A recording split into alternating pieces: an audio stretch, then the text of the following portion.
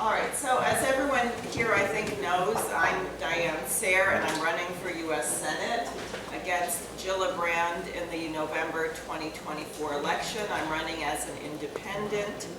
I am definitely open to being on other ballot lines. We'll see how things play out. I think we are in the most unusual election period ever in the United States, where the two leading candidates in either party, and I would say Bobby Kennedy or Donald Trump, are either under threat of assassination or indictment or whatever. So you have this monstrosity of news media, Congress, financial elites, intelligence agencies that have in effect taken over the country. Now, I was on a call this morning with Helga LaRouche, the widow of the late Lyndon LaRouche, with whom I worked for 33 years or so. The situation in Ukraine with regard to Russia is not easing off. They're not covering this in the press very much now because the fighting has been going on for, I guess, about 18 months now. It's been a year and a half. Anyone who is foolish enough to say that Putin is going to take over all of Europe if we don't stop him in Ukraine should consider that Putin could have completely leveled Ukraine in about 3 days if that's what he was interested in doing. Obviously he's not, but Biden was very explicit when he said his intention was the destruction of Russia. And there's various other aspects, but just the latest on the ground is that it probably is the case that Ukrainian army is losing 500 to 1,000 soldiers every day. It is a horrific meat grinder. They are actually sending to Poland and other places trying to extradite any men who left the country, claiming they did fake things on their medical records and stuff and bring them back. They just don't have the manpower. Now it's been announced that we will, and you can think of everything Biden said at the beginning that we were not going to do, right? We were not going to have, he said, boots on the ground. We do have advisors there. He said, we're not going to send tanks, we're sending tanks. We're not going to send F-16s, we're sending F-16s. We're not going to send long-range missiles. Now it's announced we're sending the ATACMS missiles, which have a range of about 190 miles, which is certainly enough to strike into Crimea or the Donbass, or if you get who knows how far. There are drones now routinely crashing into or dropping things on apartment buildings. You have the attack on the Russian Black Sea Fleet, and the ATACMS missiles are going to be equipped with cluster munitions, which 123 nations consider a war crime. So why is our nation doing, and we were denouncing the Russians for allegedly using them, and now we are shipping them. And if you're not aware, in Laos right now, to this day, 500 children are dying per year from cluster bombs that we dropped in the late 60s and 1960s. So these things, if you have a certain rate that don't explode, they're going to stay in the ground and they're going to be there for decades. And we're also sending depleted uranium, and I know they brought someone out from the Pentagon to say, oh, don't worry, depleted uranium, it's fine. I brush my teeth with it, or whatever they said. In Iraq, where we used depleted uranium, you had, I think, a 400-fold increase in cancer.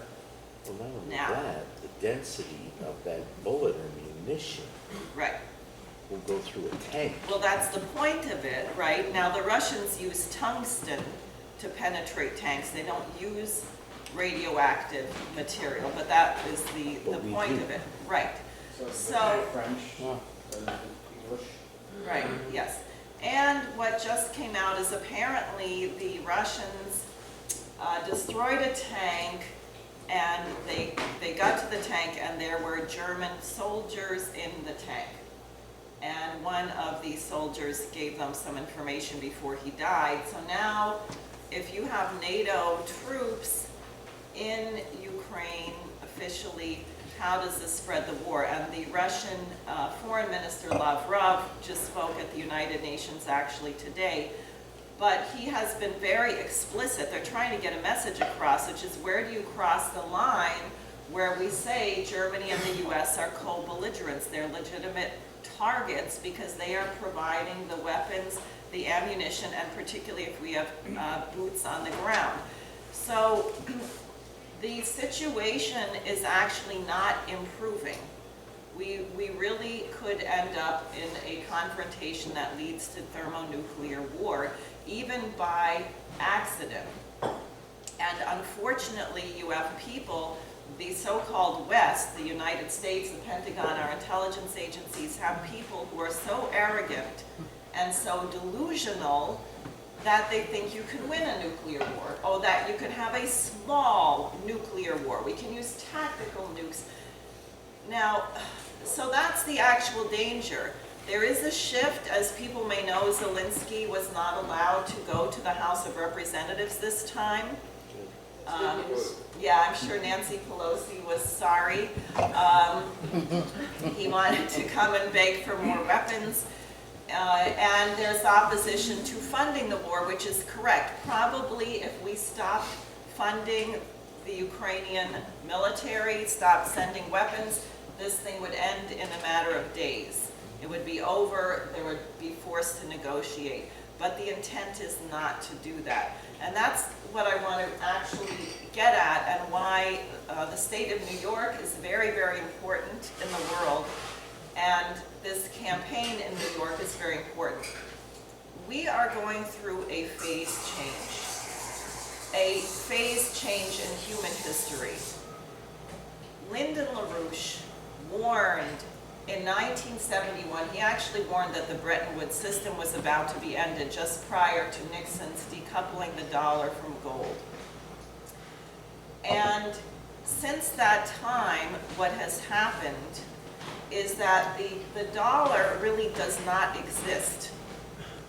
We had the petrodollar. It is not connected to anything remotely in the physical real world in terms of production, manufacturing, industry, or anything in the United States. And we embarked on this crazy thing called the post-industrial economy. We had the assassinations of the 60s. You had a horrible paradigm shift in the United States from optimism to pessimism. And in effect, they said truth doesn't matter. That's what we're facing right now. There's no such thing as truth. Whatever your opinion is, as long as it's not the wrong opinion, but whatever your opinion is, you can have it, and the more divorced from reality it is, the better. That's what we're going to promote. The green movement, right? Trees are more important. And never mind the fact that the world has today, I think something like, Jason probably has the figures, about 11% or something more greenery than we had maybe at any time in history, because guess what? Human beings plant trees, and we plant food, and if you're worried about carbon dioxide, the best thing is to have a lot of farms. But they are telling us that the farms are killing us. We should stop having farms. So we had that, and we had the Vietnam War, and we had a horrible shift, and the dollar became a weapon, and it became an instrument of speculation. So that you have the bizarre situation now that the higher the stock market goes, the worse the physical economy actually is. The more money you print, you are taking money out of what we used to invest in, like roads, water management, rail, health care. I was speaking with someone earlier. In the United States, since about 1960 to the present, we have eliminated over 90% of the inpatient psychiatric beds. Now that is not because we are so much more sane now than we were in 1960. It was inherited. That's right. Now half of the people went to Washington D.C. No.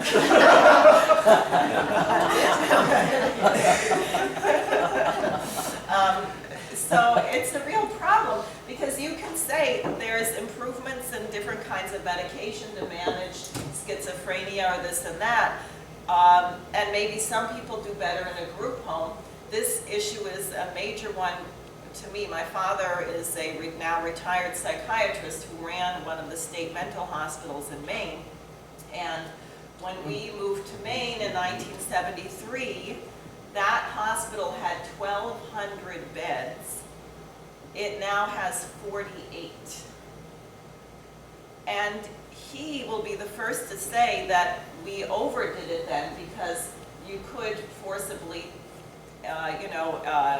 put someone, admit someone who didn't want to go. So you had political figures using the system, abusing people. But then you don't go totally the other way and say no one can be in there. And when you have a person who obviously is not capable of taking care of themselves, no one is allowed to touch them. And that is literally the case today, that a psychiatrist is not, I don't know if it's just law in Maine or everywhere, but you are not allowed to, for example, give someone a schedule, someone who's mentally ill, who cannot manage themselves. People like that thrive with order and routine, and they can really function, but you're not allowed because you're infringing on their rights. It's the same mentality as what they tell us with this transgender nonsense that they're doing to children, that a 4-year-old who is not supposedly allowed to vote nonetheless can determine if they're a boy or a girl and can demand the surgery to do this. Four. In What California, they they're do- making laws to arrest the parent who denies. Right. Yeah, your children will Right. be taken from you. Now, there's a pushback, but I'm just saying, this is how completely insane the society has become.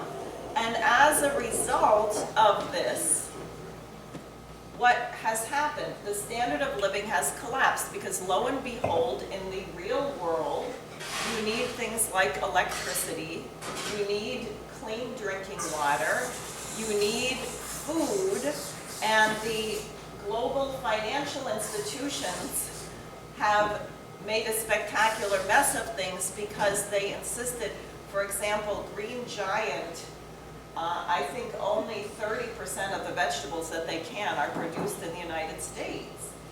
Now, can we grow string beans and tomatoes and onions? Do we have farms that can do this? Even in New York, right? We can do this. No, we're going to get our vegetables from Mexico and Argentina. They took nations that had been nearly food self-sufficient, like Haiti, where people are now starving, and they said, no, you're not allowed to grow food. You're going to produce coca, coffee, cotton. You're going to export, and you're going to buy your food from someplace 4,000 miles away. And they destroyed the country, and they've destroyed our country. So what you have now is this gigantic bubble of speculation, and got a huge extra boost in 2008 when Lehman Brothers went under. And you remember, the Congress voted twice against the bailouts, and they were reporting. One guy said, I'm getting 2,000 calls a day saying no, and I'm getting 2,000 calls a day saying hell no to doing the bailouts. But then what happened? Paulson came in, Obama was in the Senate at the time, he got the Black Caucus lined up to insist that if you don't bail out this crap, this lying, stinking piece of garbage, that we're going to have blood in the streets, we're going to have martial law, so you have to do everything to save the bubble. So we did, and now we have more money in the hands of fewer people, and the bubble is bigger, and it's probably a couple quadrillions of dollars held by the City of London and Wall Street. And we experience it in the form of hyperinflation. And the geniuses say, well, the way you control hyperinflation, because that's what they said in my Harvard economics textbook, is you raise the interest rates. Well, that's great. Anyone know anyone trying to buy a house right now? Or trying to build a house or get a small business loan? Forget it. So we're raising the interest rates, destroying the economy, bankrupting the banks, and it's over. And then our geniuses say, and they said it after the Berlin Wall came down, no nation, the US has won the Cold War. And therefore, we are the global hegemon, and no nation on the planet is allowed to surpass us. Well, that's ugly enough if you have a robust economy, a space program, manufacturing. But you say that, and then you collapse your economy, and then you insist that everyone has to be poorer than you are when you've just shut down all your manufacturing, all your everything else. Well, what are you going to do to the world? Well, you have to obviously go to other places, blow them up, destroy their governments, destroy their countries, make them unlivable, and create a situation where people can't live in the countries where they're from, like Syria. And lo and behold, you have 40 million displaced people on the planet because of the wars and the policy that we had to be the global hegemon and no one could be superior to us. And we didn't say, as Kennedy that, or others, even Cotton Mather, I guess, a light on a hill, right, that we will lead because we're going to do great things and we are going to be good, which was the intent of our republic. But we became very ugly. Our nation became everything. If you take out the Declaration of Independence and you read the list of all the grievances that we said the British were doing to us, right? Search and seizure and no fair trial and all of this and standing armies. We are now doing all of that. We are now doing everything against which we had the American Revolution. So, in the 70s and 76, LaRouche declared, he called for something called an International Development Bank. And this is very relevant for today because he and his wife met with leaders of India, like Indira Gandhi. They met with Lopez Portillo, who was president of Mexico. They met with Özal, president of Turkey.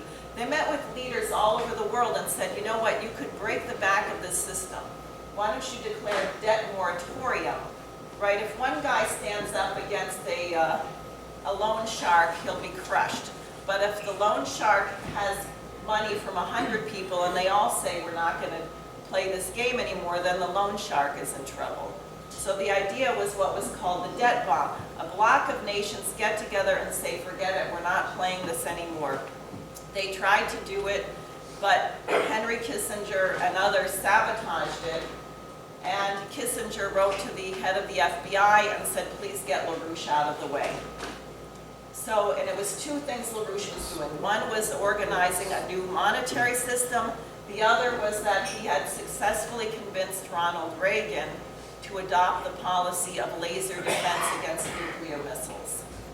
And LaRouche, after Reagan won the election in 1980, LaRouche was invited to Washington and he ended up becoming Reagan's back channel to the Soviet Union at that time, for which LaRouche was not forgiven. And you might think about what's happened to Donald Trump lately.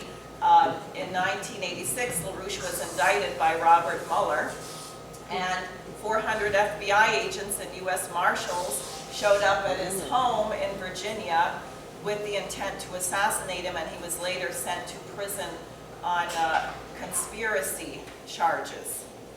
So I also, because of that association and fight, I know very well what I am up against in this race. I hope so. I have been fighting this fight for 35 years.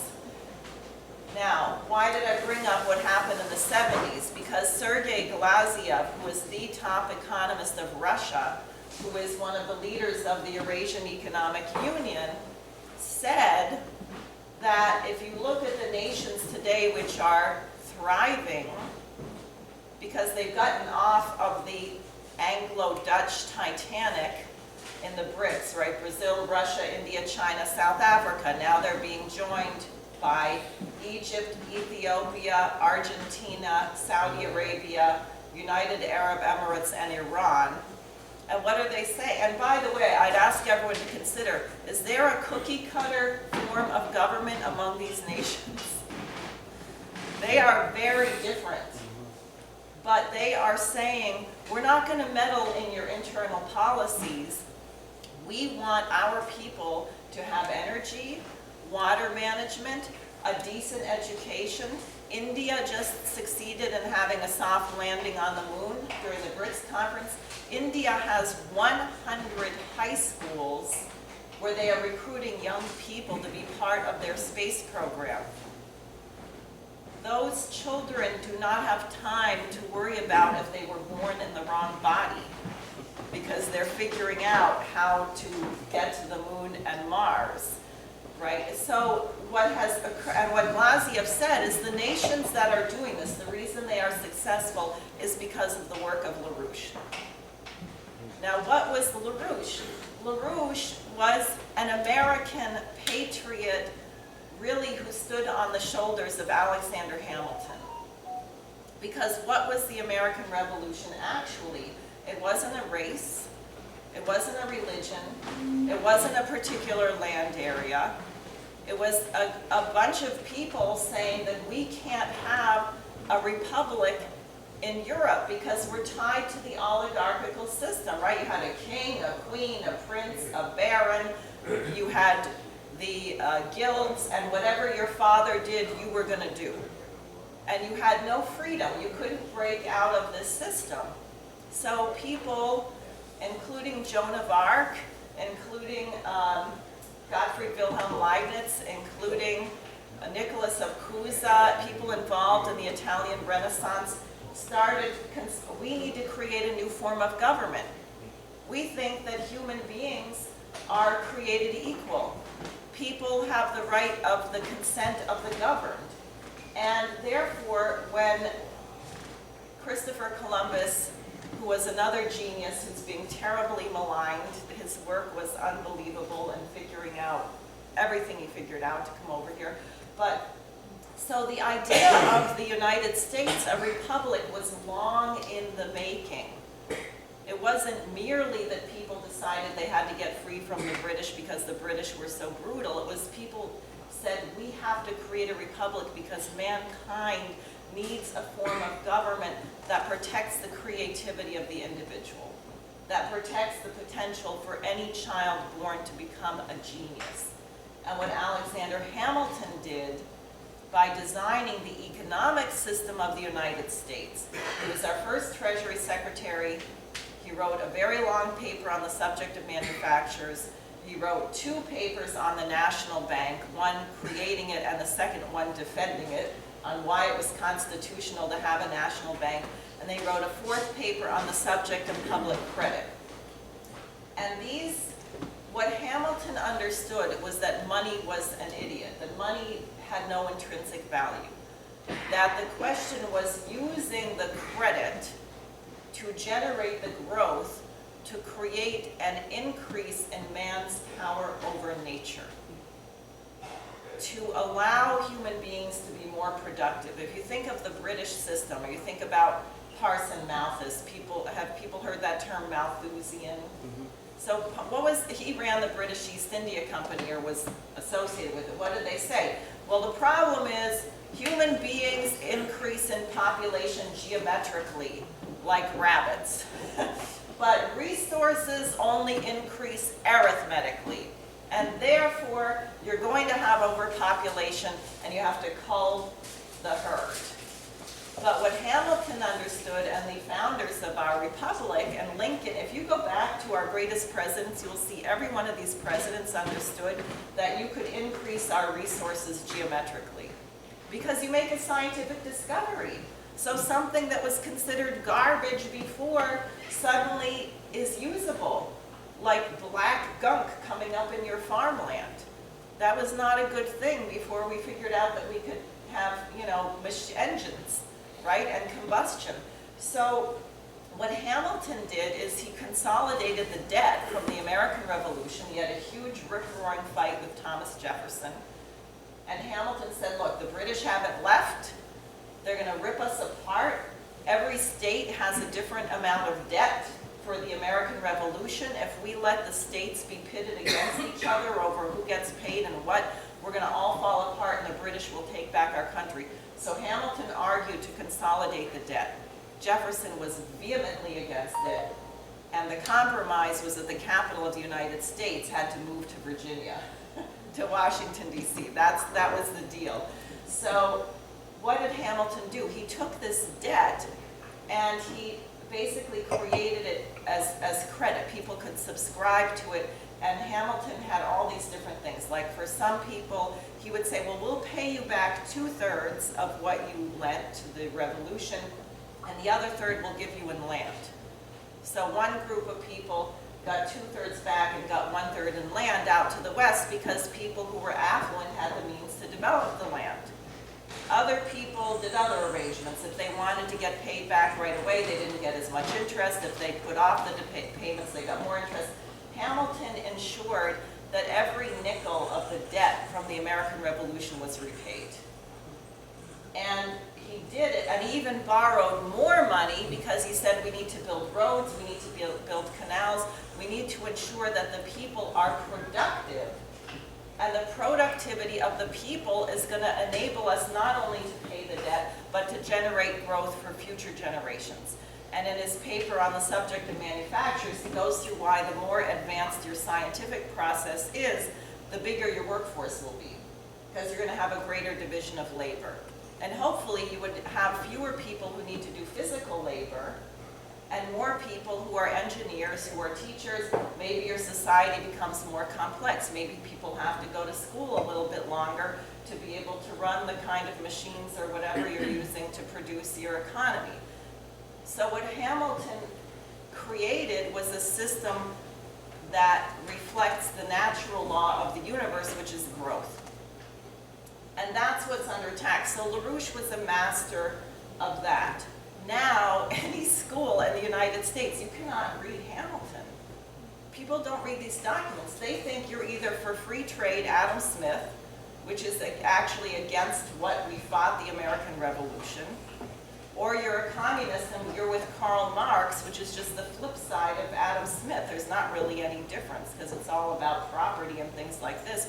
Neither side says the source of wealth is this, and therefore your people are your greatest resource. And the thing the government must protect and defend above all else is your people and the ability of your people to make the discoveries that make you productive. So what we're at now is the end.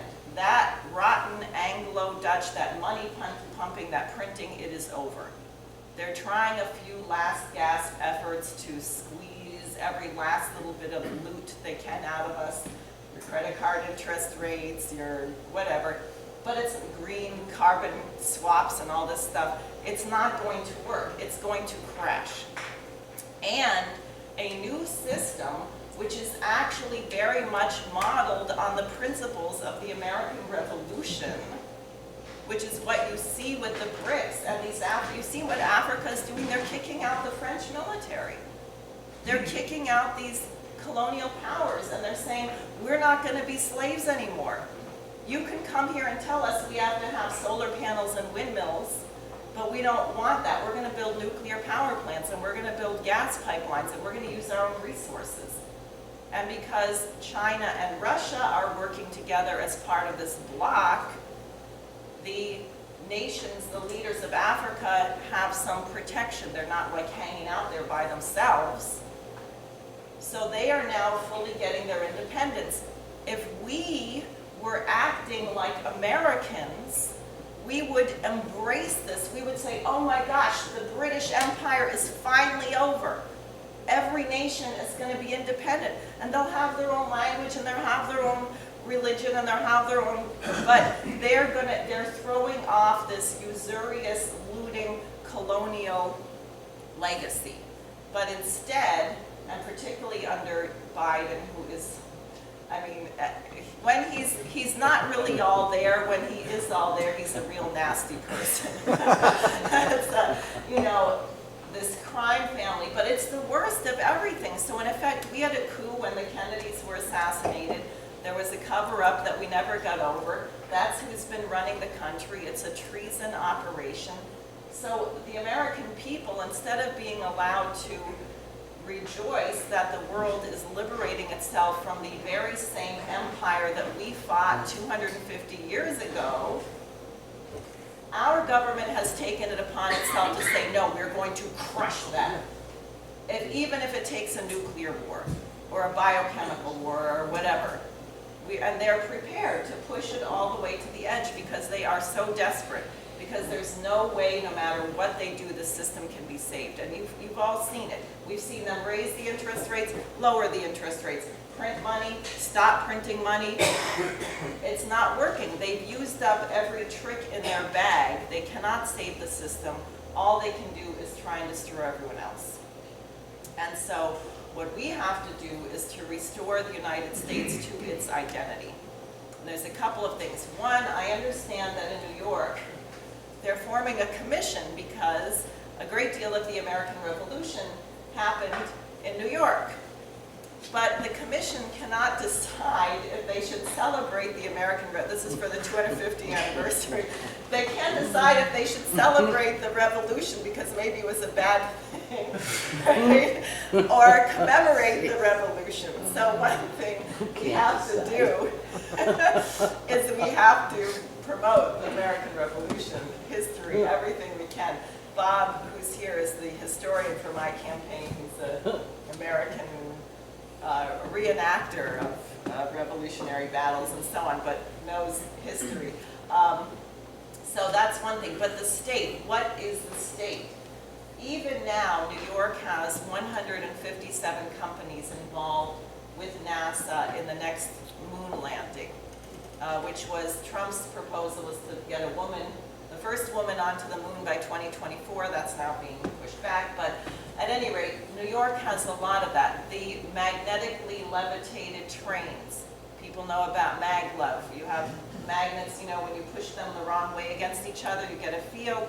So this train has very little friction.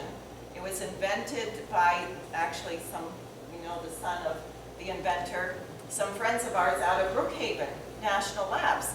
And the guy was very funny. He said, well, I had a girlfriend in Boston, and I used to get stuck on the Cross Bronx Expressway every time I went to see her.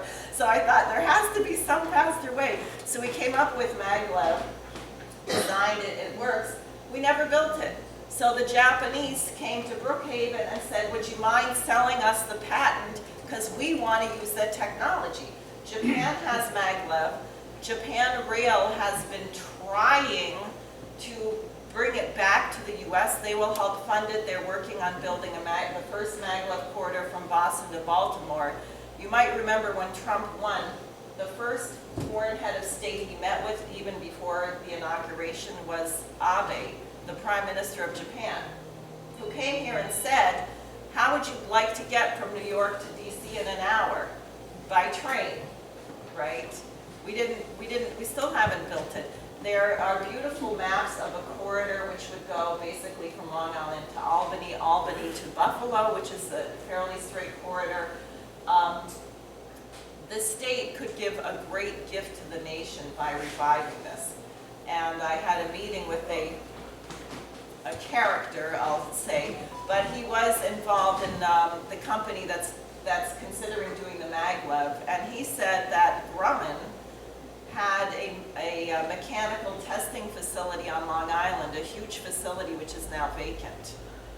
And you could start doing work on slow maglev, because the high-speed maglev has to pretty much stay on a straight line. But it's nice. You could go from Albany to Buffalo in about an hour and 20 minutes by train. And it's very smooth. If you've seen any of the videos of people inside the Chinese maglev, they put a cup of coffee on the table, and the train accelerates to like 300 miles an hour, and it just sits there. It's amazing. So we could get the technology that we invented back, and then use the lab to work on slow maglev, which is what there's a real need for now apparently. China has some maglev, but to do inner city or like subways and things like that, where you have to turn corners, maybe do it at a lower speed, maybe figure out different kinds. But he's proposing a research facility there that would employ 30,000 people, for example.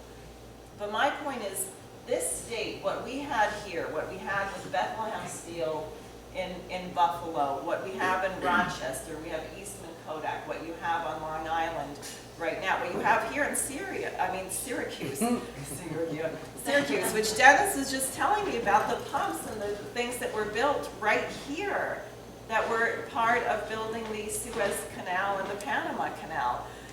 This is New York. So the point is, this state could be mobilized to become a driver of productivity for the nation and the world. But it means shedding the crusty old, green, perverse, degenerate identity that's been stuck on our heads since the 1960s. So that's the idea, and what we've got to do is break out the campaign.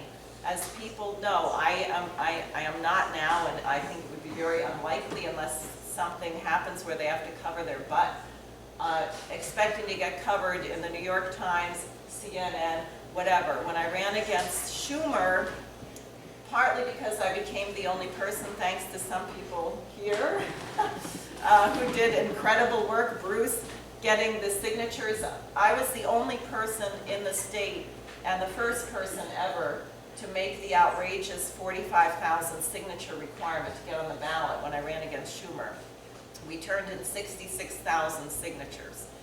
And it forced people to realize that just because the media tries to make you invisible, you're not. And even my own attorney, who was a libertarian, so he knew personally what the signature thing was like, he was so sure that I wasn't going to have the signatures, he took off to a convention in the middle of the filing.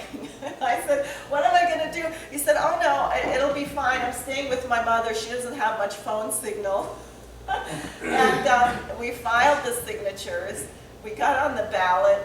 And as recently as like this past April, so this is after the dust is cleared, he's still asking people on my campaign, how did she do that? It was so unreal, so unbelievable, but we did. So, and that was 200 volunteers across the state. I want to start now. I'd actually like to have 500 volunteers. You're only allowed to collect the signatures during a 6-week period, which is about April through Memorial Day. So that's coming up in 2024. But we have to create the machine now. We also have to stop World War III right now. We don't have time to wait to the election. And especially if Biden is desperate, a number of people think if he feels like he's going to be on trial or whatever, be impeached or various other things, or his son's going to go to jail, he needs to be able to say he won in Ukraine. So there's an element of desperation to not let go of this, to push this, which is what makes it so extremely dangerous. So the point is, we have to get a breakthrough now. We have to figure it out, use social media, town meetings. I have a whole bunch of literature everyone should take as much as you can. Get it out, organize, invite me to speak at other meetings, hold Zoom meetings, get press, whatever we can do. Build an army, and have in mind not just fighting the evil, which we have to do, but have in mind the good.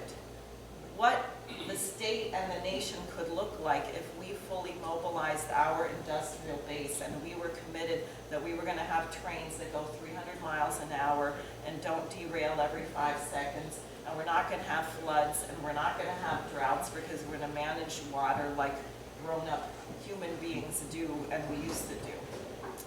So that's what I would like to say for right now.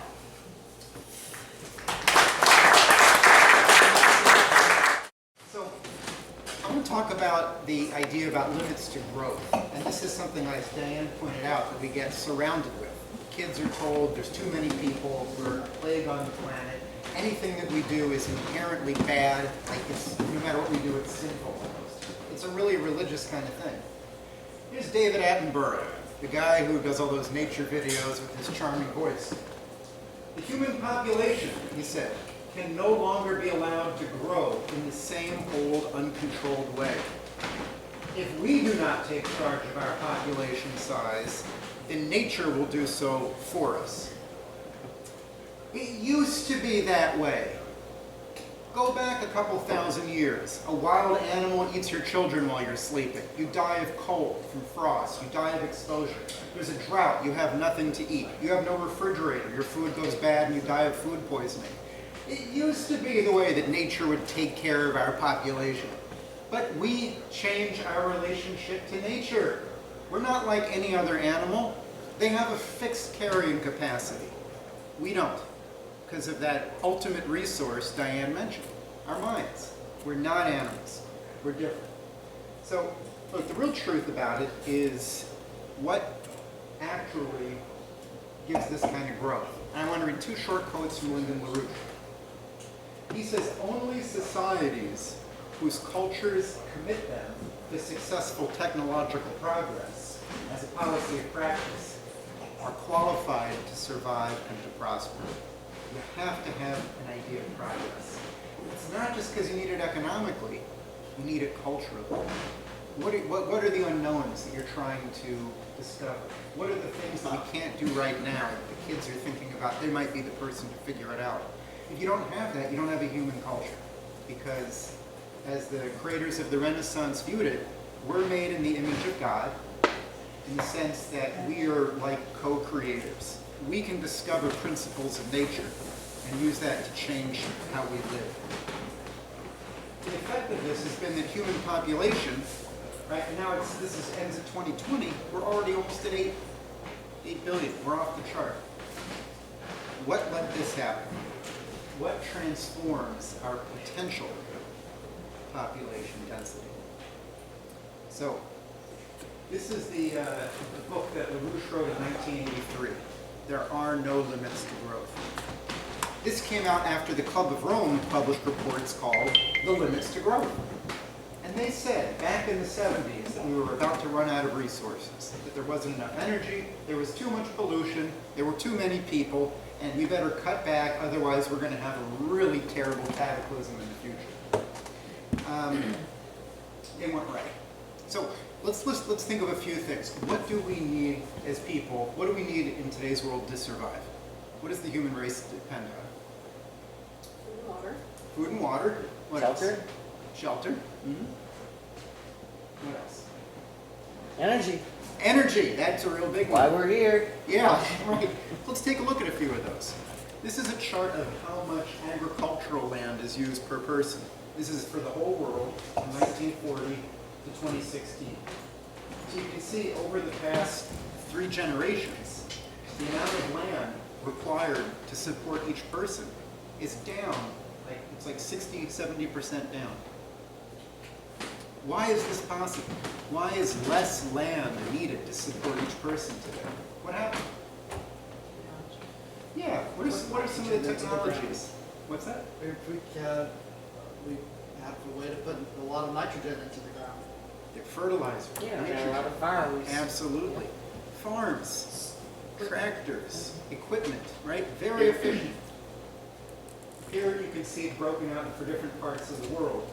I just want to point to the one that's on the very top, on the left part of the chart. That's Africa. So Africa in 1940 on average, 4 hectares per person. Now it's down to 1. 75% reduction. This is great. When we grow, we actually have less, well, I'll leave that. Okay. One of the other topics that was brought up is energy. This is a chart. Every dot on this chart is a country. And to explain what's going on here, on the horizontal, the left to right direction, is how much energy each person uses. Or how much energy the country uses divided by the number of people. The vertical axis is life expectancy. How long do people live in that nation? Is there any trend that you see here?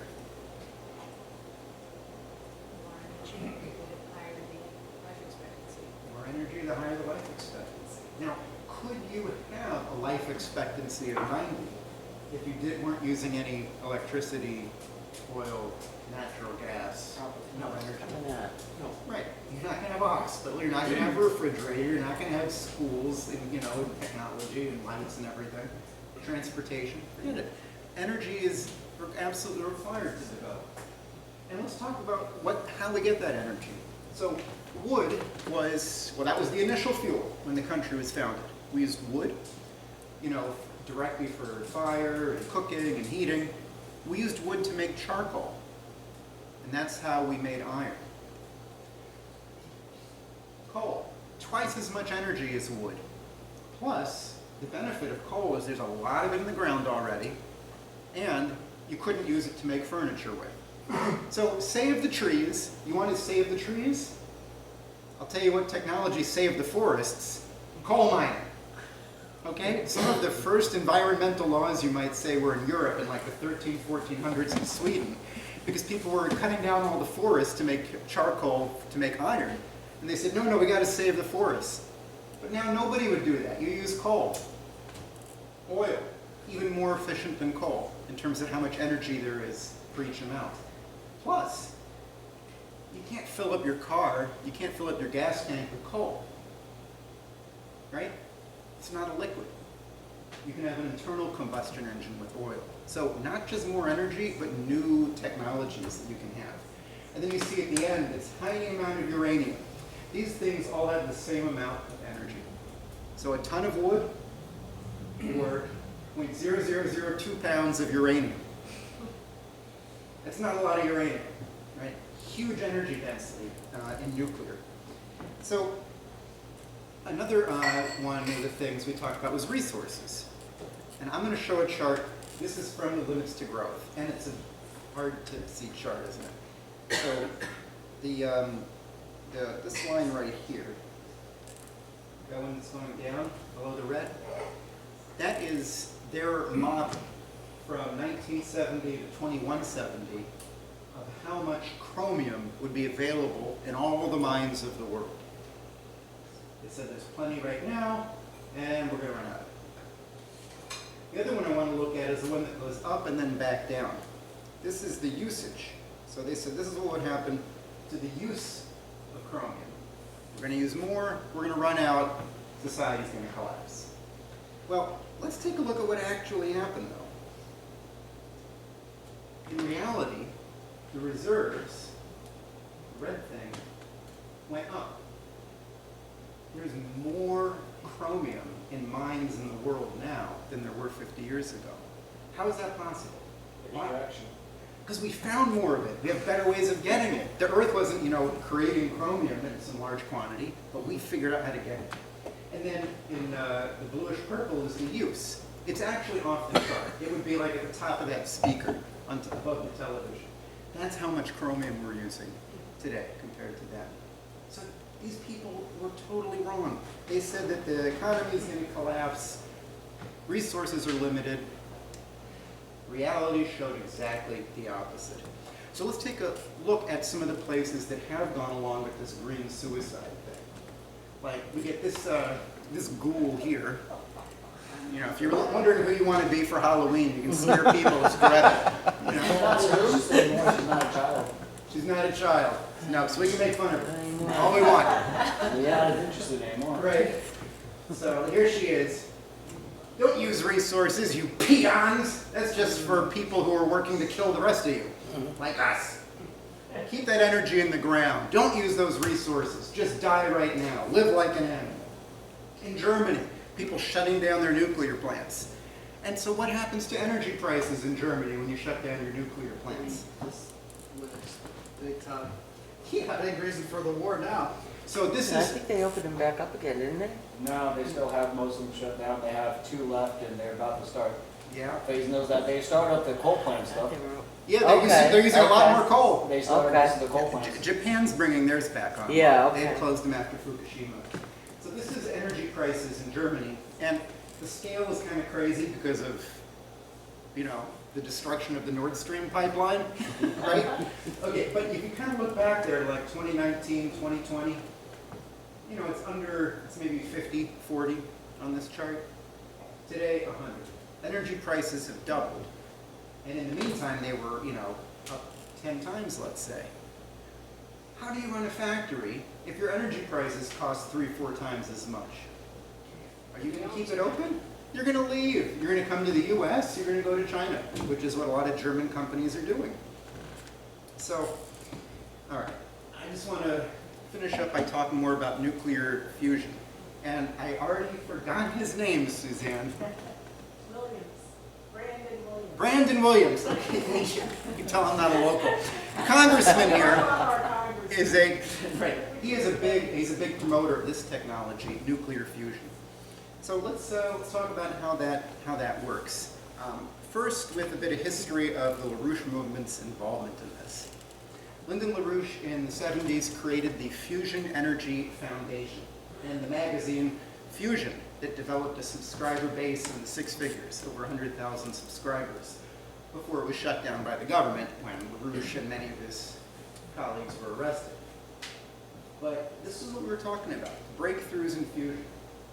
The successor magazine, 21st Century Science and Technology, talked about how nuclear power could transform our water resources, how it could transform our ability to defend ourselves against an asteroid or a comet. There could be an undiscovered asteroid that's heading our way, is going to hit the Earth in 3 months, and let's say destroy New York State. Bruce Willis isn't available? Now, we've found a lot of them, but we haven't found all of them. So if we hear tomorrow from NASA, an asteroid's coming, it's going to destroy New York State in 3 months, what do? Get out. We get out! That's it. Now, wouldn't it be good if we had a better solution? What if we could take out that asteroid? What if we could get to it quickly? Right now we can't. Chemical rockets are so slow. So this is just one example of a fusion machine. So I want to talk about that briefly. So current nuclear power plants break apart uranium, which is a very big nucleus. It's one of the biggest atoms that exists. We break them apart, it releases lots of energy. We use that heat to basically boil water, make steam, blow it through a fan, and spin a generator. Nuclear fusion is what the sun does. So what's powering the sun? It's not a big ball of, propane. It's hydrogen turning into helium, mostly. When you put tiny atoms together, you get energy. If we do that ourselves, forget talking about solar power. This would be real solar power, okay? Creating the sun. The amount of energy in these reactions is 1,000,000 times more than in chemical reactions in your car engine or on your stove, burning natural gas. 1,000,000 times more energy in these reactions. Here's a little video of how this one particular technique would work. So the fusion fuel is controlled by magnets and electric fields and plasma. In this design, you shoot these pieces together at 1,000,000 miles an hour. You just crush them with a magnetic field when we get there. And that would be to kind of create the conditions in the sun, where gravity squeezes things to get them together. We would squeeze things together using electricity, using magnets. And then you get energy out of it. So actually there's a lot of reasons for this. Why don't we have this right now? One is it's really hard. That is definitely one of them. I'm going to talk about some of the other reasons. And also what it would mean for us to do it. Industry? Yeah, right, how do we build the equipment, right? So what could we use this for? Electricity. We could use it for going into space. If you have a nuclear-powered rocket, you could get to Mars in a week. Right now, do you know how long it takes a rocket to get to Mars? 6 months. At least. And then you got to wait for the right time to then take the rocket back to Earth. So if you want to go to Mars, you're talking like a 2-year trip minimum. Imagine if you could just go for a month. Materials processing, water desalination. There's a lot of water in the oceans, but it takes a lot of energy to pull the salt out of it and make it fresh. If we had more energy, imagine what you could do to the deserts on the planet, like in California, which has got the whole Pacific Ocean right there. This is a chart about money invested into nuclear fusion. And it's a little bit complex, I can see it. This is a chart from 50 years ago where they worked out how much money you'd spend, the vertical axis, over time to get to fusion. That brown line that's flat, they said if you spend this much, you'll never really get there.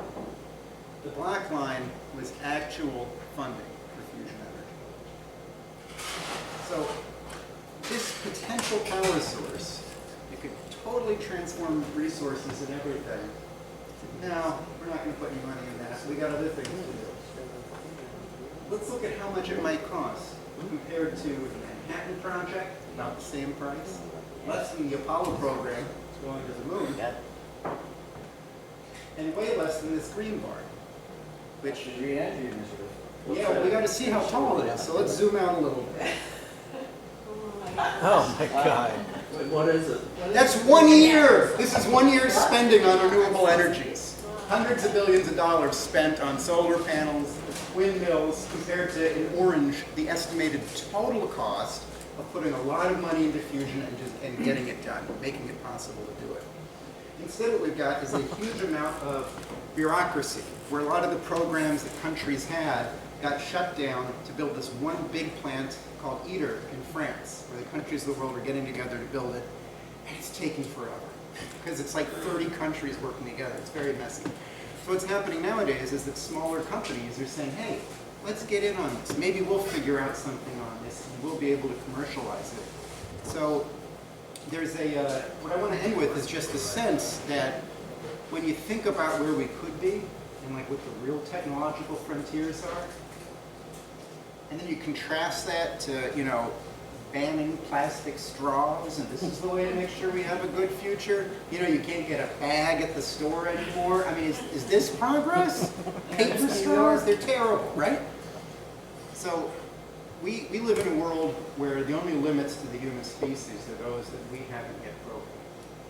And it's up to us to create a culture where developing those new breakthroughs, developing those new technologies is what it's about to be a human being.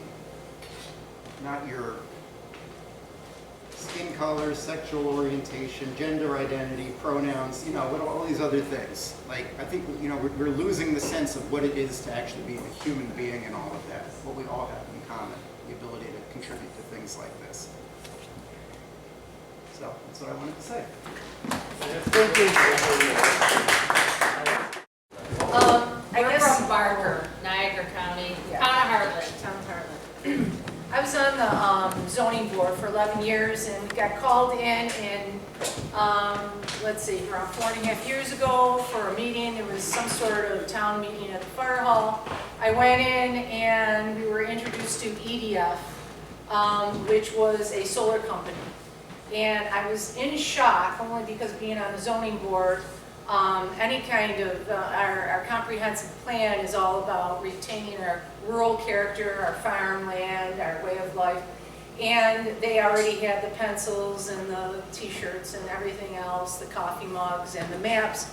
And come to find out there was, it was a project that was going to be, in what it is now, is 2,000 to 3,000 acres in our small town to cover prime farmland with solar panels. So immediately we set out and we, the concerned citizens, we got, you know, we had some meetings at the fire hall within a month. We had 500-600 people show up.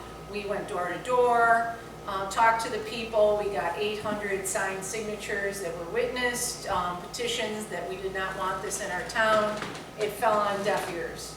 Come to find out that they had, our town board had, the company had reached out to them in February. So this was in August that we first found out. In February, they had maybe 25, 30 meetings with our town board and with that EDF had documented with things like how to target landowners, you know, our procedure, when to bring it out. So they had been working against us, and so by the time we got involved, it was already a done deal.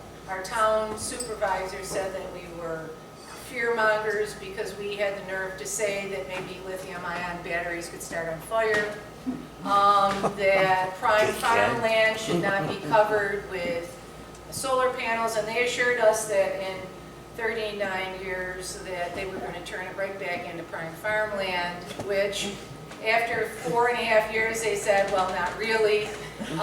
We can't really do that, but so there's like 40 families, one of which that had the majority of the land, whose uncle's from Montreal, that had connections with EDF. They went out, they were buying land for the year before that. They had like 800 to 1,000 acres all ready to sign up with this project. So we tried everything in our town to slow it down. And our town board, which we just found out 1 month or so ago, one of our town board members is getting $750,000 from EDF. For an easement. For an easement across his property. And our town supervisor didn't feel like the dollar amount was significant enough to mention it to the people, even though I've gone to every single town board meeting in the last 4 to 5 years, along with a lot of people. But what's happened is we started off with this big group of people, and we're the last men standing. And we finally figured out that they were not going to do anything, and so we were going to have to take matters into our own hands. So I was on a mission to find somebody to run for town supervisor, and you see where that ended up, and and board members. So I took over the position of running for town supervisor. I found Liz, and I found another businessman in the area. And we went door to door, talked to the people, and we won the primary with 66% of the vote. Now, which was incredible because... Well, I think we started, the primary's June, we started in April. Yeah. About 2 years into it, I started going once in a while to a meeting and found out the good old boys run our town. It doesn't matter what we think, people crying, begging to hear the other side. But these 40 families are all that matters, and the money that's coming into our town, and they didn't care what we thought. So I was to the point where I'm never going to another meeting. They don't care. I'm not. She's going to be at them all. Yeah. So Peggy says, let's run. It's the only thing we can do. So it was in April that we decided to run. We did not have to get 666 signatures, thank God, but we got our signatures, and Peggy and I went to about, 500 doors meeting people. And they're wonderful people, and I want everybody to not be discouraged, because you think that people don't care. They do care. It's just that there's people who are leaders, and there's people who are followers, and they're uneducated, and they're brainwashed, and by what they see in the news, what they're learning in the schools, which they're teaching our kids. My grandkids are watching, Blippi or something like that, or some Binkos, and they're talking about being green, and I'm listening, and they're going, and so you should all go out and buy an electric car. And my grandchildren are 5 years old. I said, no, don't listen to what they, and now I have to go into, don't believe everything that your teacher tells you in school, and that's really, really scary. So that's where we are now, and we're going to continue to go door to door, and I am encouraged because we've gotten to the point that even people who say, no, I care about the future, we're going to go green.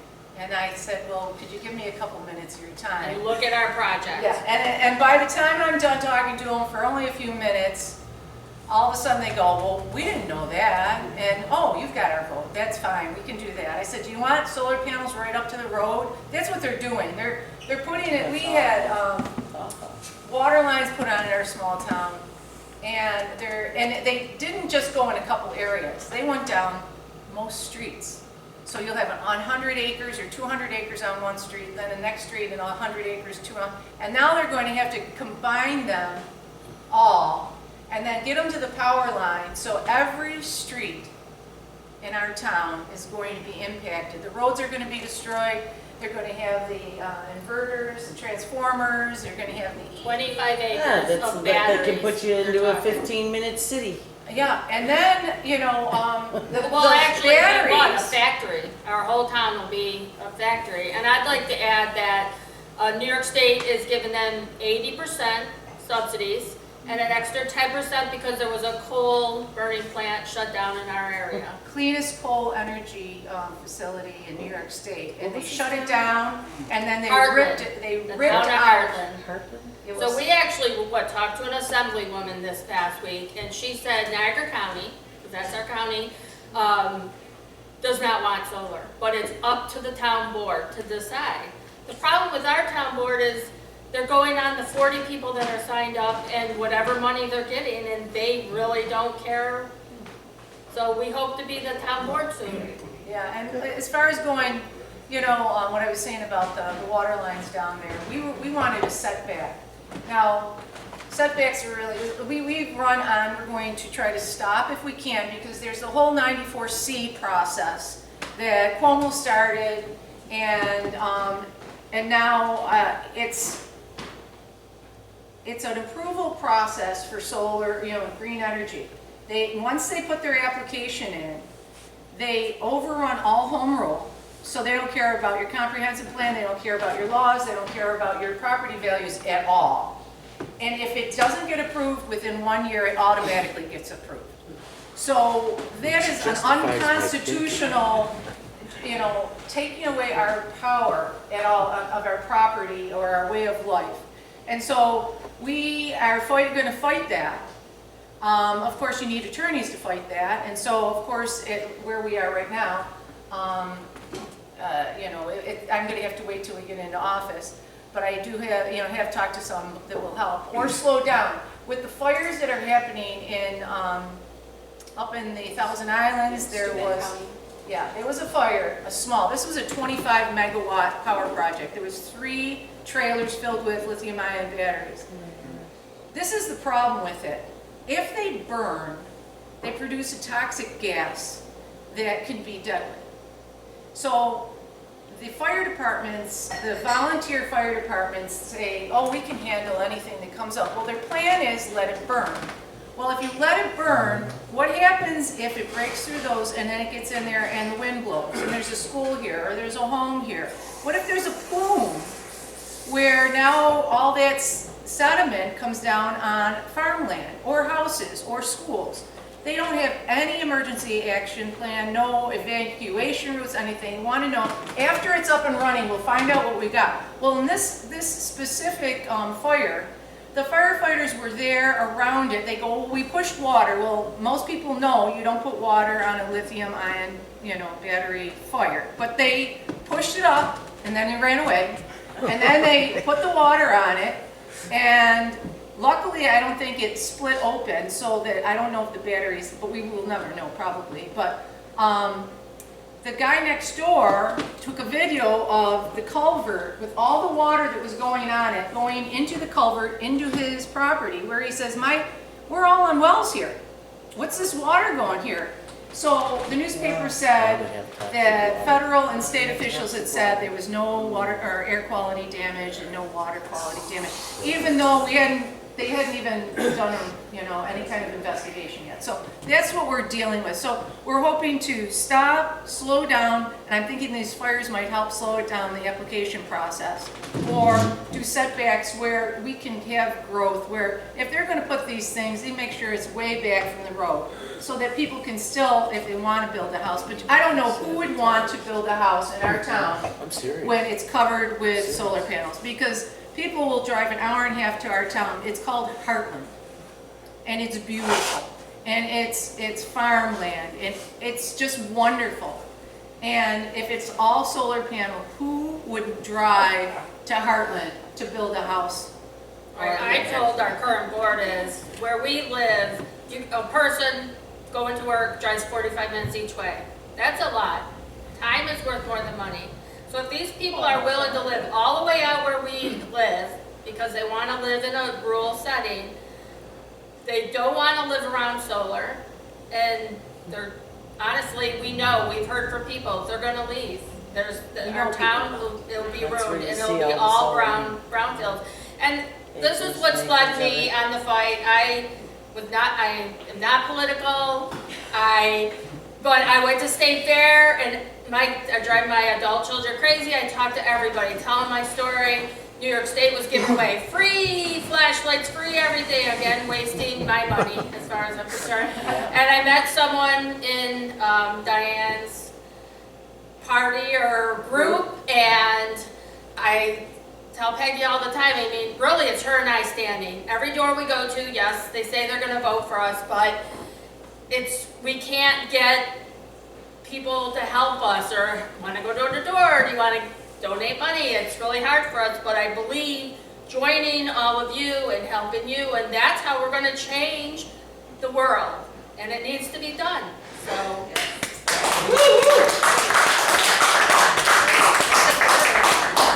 So I'm,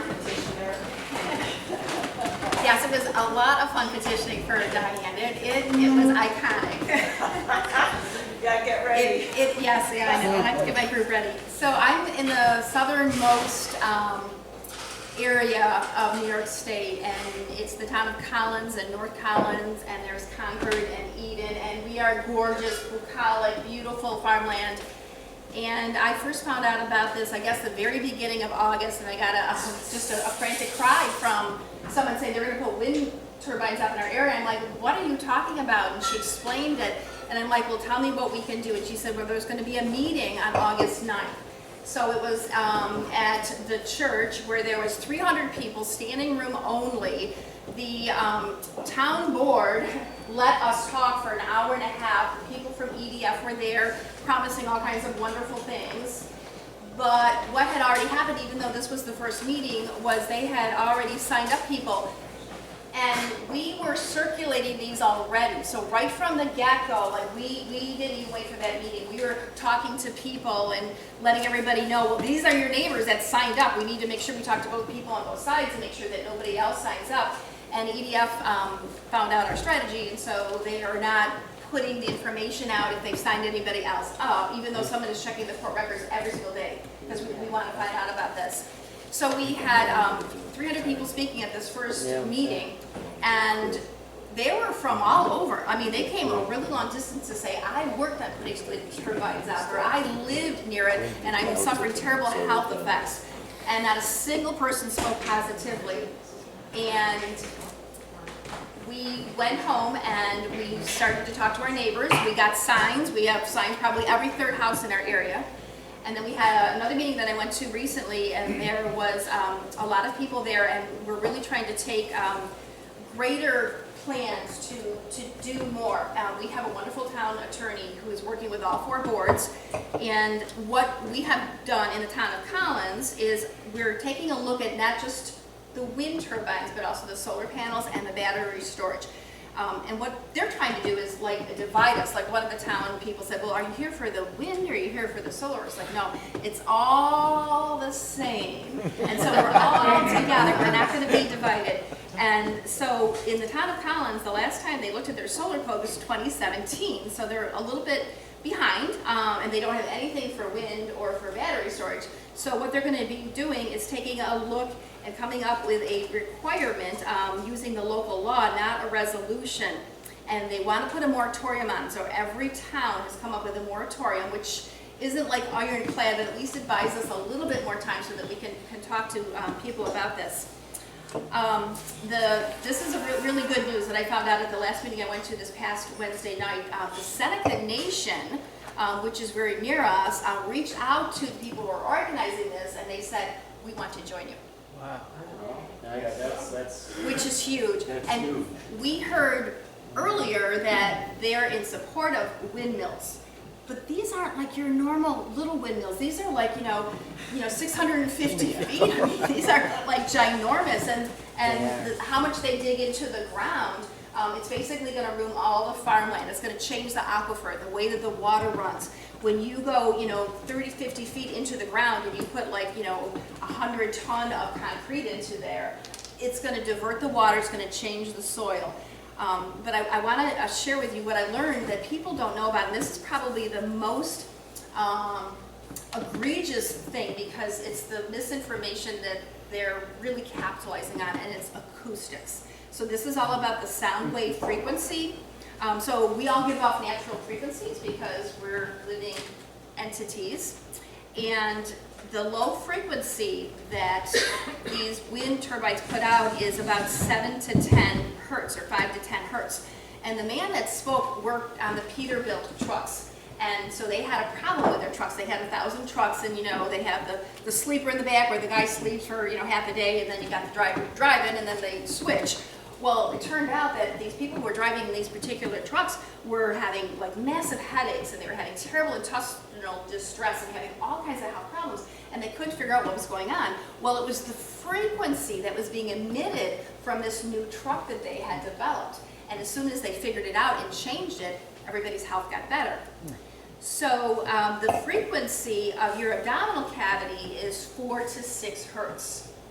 So when these wind turbines do their little whoosh, and they're putting out this really low frequency, it's a wave, and it comes at your abdominal cavity and messes that up. It comes at your uterus and messes that up if you're a female and you have a uterus. It goes into your cranial cavity and messes that up. And so we're getting terrible headaches, we're getting like seasickness, we're getting all kinds of like, imbalances. People who are prone to anxiety and depression, it can make them go over the edge. People have been forced to leave their homes because of their terrible health problems, because of these wind turbines. So these low frequencies, the only other things in nature that make this sound are earthquakes, avalanches, propellers, and submarines. So it's a sound that you don't really hear, and Diane knows all about sounds, right? Because she's a musician. She's over there smiling because she knows all about this stuff.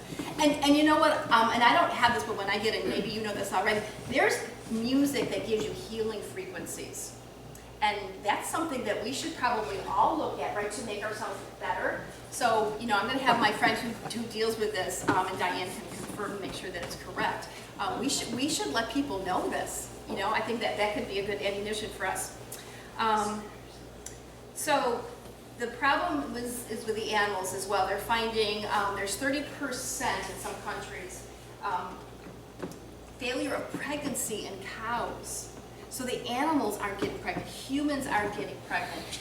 It's affecting the animals' health and their reproductive system. And I guess what I really want to say, because everybody is so confused, because this is definitely not about energy. I love what Suzanne says, it's such a scam, because it's an absolute scam.